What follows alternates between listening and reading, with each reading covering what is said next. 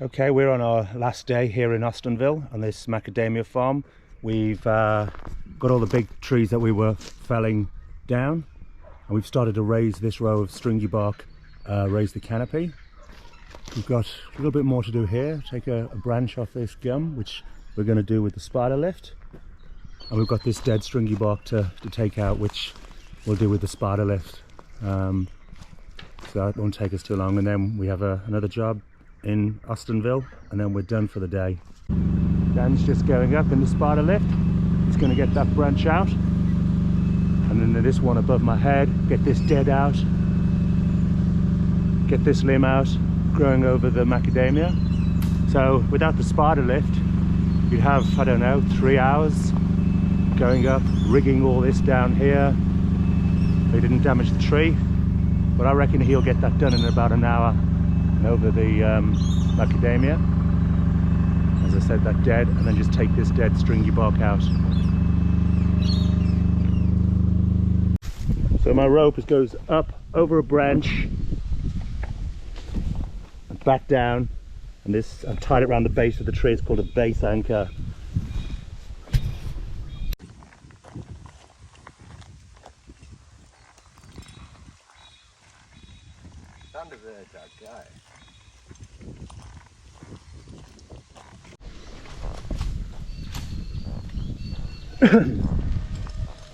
One of the things you've got to be absolutely positive is that you've gone around a good branch. You can't see sometimes from the ground, so you've got to really make sure that, so I can see it's going over that branch. I can see it's a live branch and it's about as thick as my leg.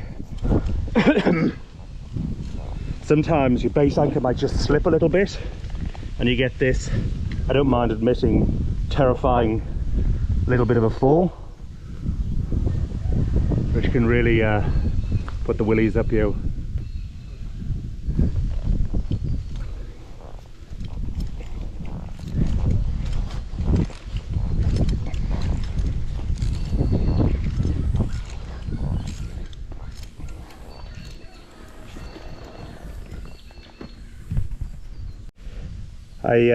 Quite often I'll go up and I'll make out I'm just assessing the job, but then in reality I'm just trying to catch my breath.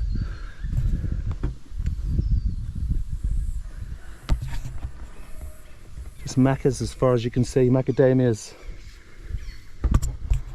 Alright, I've got where I want to go to now, and what I'm going to do, actually, you know what, no, I'll go a little bit higher because I want to swap over and go back to my the system I'm used to is double rope, so I'll just go a little bit higher.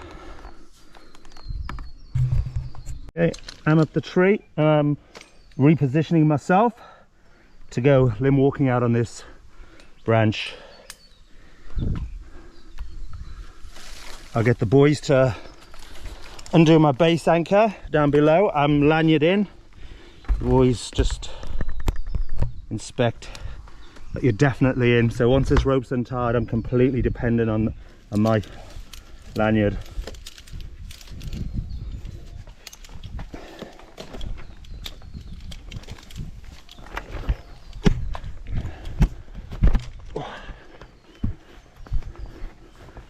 Okay, now I'm completely on my lanyard. This is slack. Just get this near sender out the way.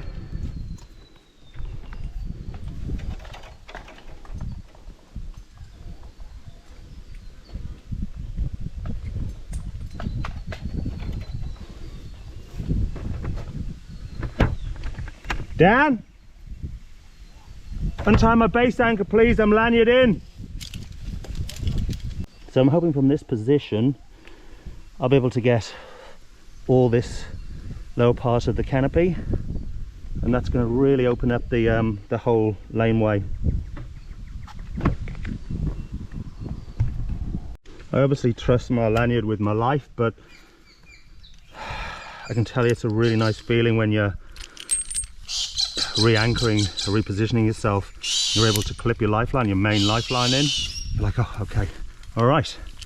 This little branch, pesky branch is in the way. This silky saw is razor sharp, and you can, and people have, cut the rope with just one, well this probably isn't razor sharp, it's a couple of months old, but you can cut your rope if you're not careful in one stroke. So I'm now positioned. I just checked the branch, it's thicker than, it's about as thick as my leg, and it's live, so that's perfectly safe to anchor into. I'm just going to make my way down and limb walk out on that branch.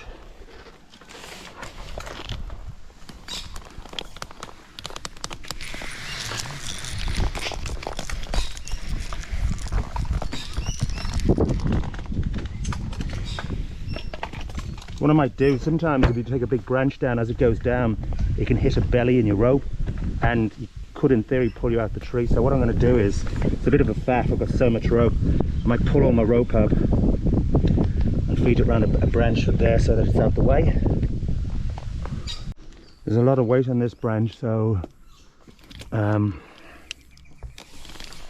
it's going to go quickly, so I'm nice and secure out the way. Can't get hurt if anything goes pear-shaped.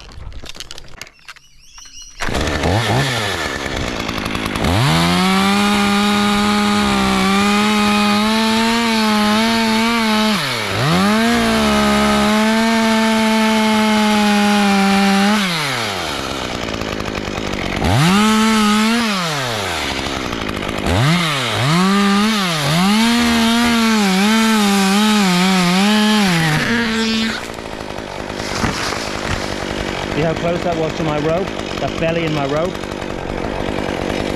And Granty had moved my rope out the way, but it'll surprise you. I always think of that Robert De Niro movie Ronin, when he goes, when there's doubt, there's no doubt. And that's kind of a boroculture for you. If you think it's going to happen, it probably will.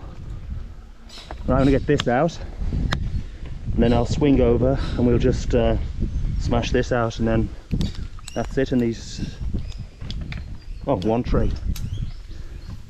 I think I'm going to call this YouTube video How Not to Die in a Tree.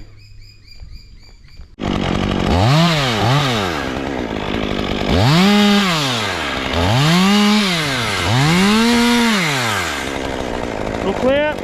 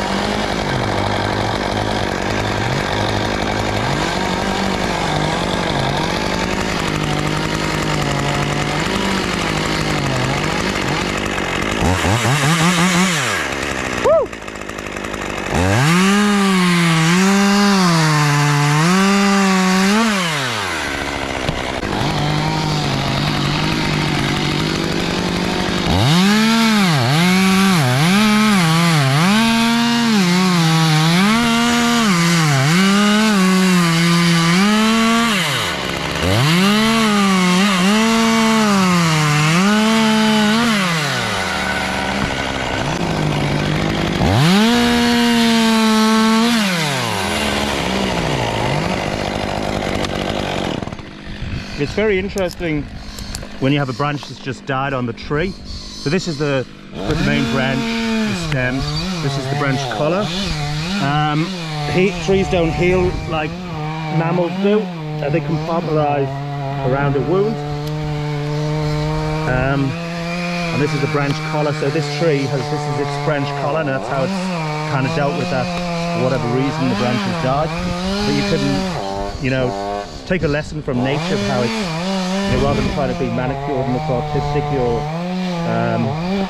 final cut, you just take a, no pun intendedly, from nature. You can see there's one there, there's a collar there. The branch has just died for whatever reason, and it's just collared there. There's a really good example. That's the natural branch collar, one over there.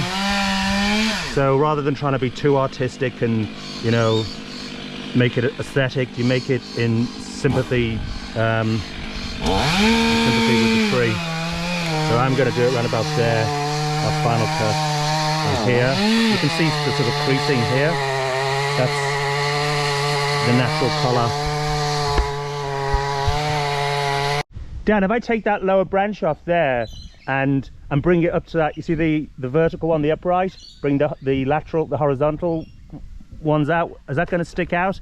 I'm going to take some of those lower limbs out, but or does the whole thing need to come back to the main stem? Well, I think once you've taken that lower branch out there and raised a bit of this up, it might not look too bad, but It'll blend in with the whole, like the laneway. it is a bit lower than the rest of the canopy going along there. Oh, well, then it's got to go then. So it might have to go. Yeah, all right. Sorry, branch. You don't fit in with the rest of the crowd. All right, I'm going to just take this out. Just swung over to the next branch. It's coming out.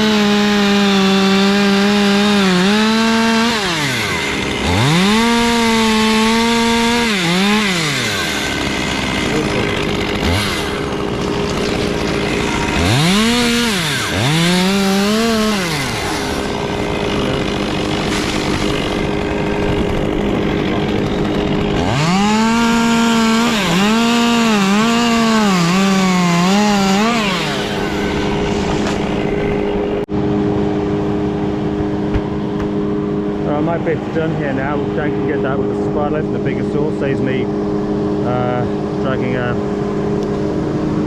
one of the biggest saws up here.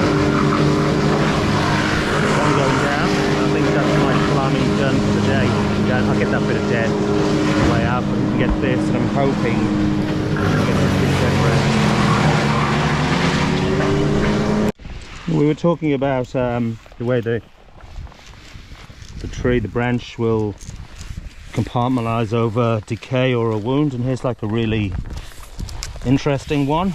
It's lost a branch here and it's just gone bulbous, and that's the collar. There's a grub in there. Just cover him up. Sorry, buddy. In the olden days, you have a hole or a cavity in a tree. They used to stick cement in it, and you'd cut a branch and you'd paint wound sealant on it.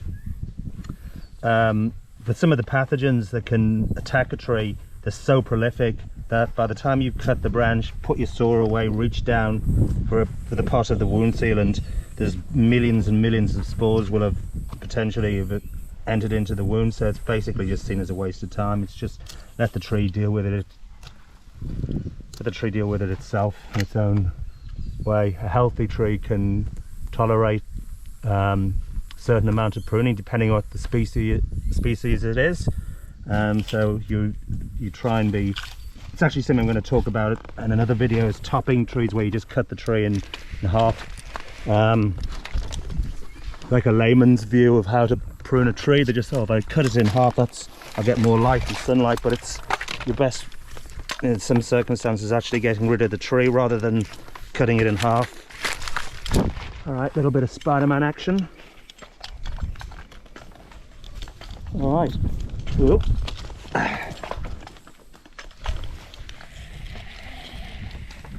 Did that look heroic, Granty? It did, Gabe. Did it look like SAS? Or one of the Avengers? Except for the bit where you hit the tree. Iron Man, Thor, Captain America, and Tree Man, the tree god. Tree Man. They look like a wombat strung to a string. What's that? They look like a wombat strung to a string. Well, the good thing is, Stinky, no one cares what you think. Just get back to work. A handsome wombat. I'll take a handsome wombat.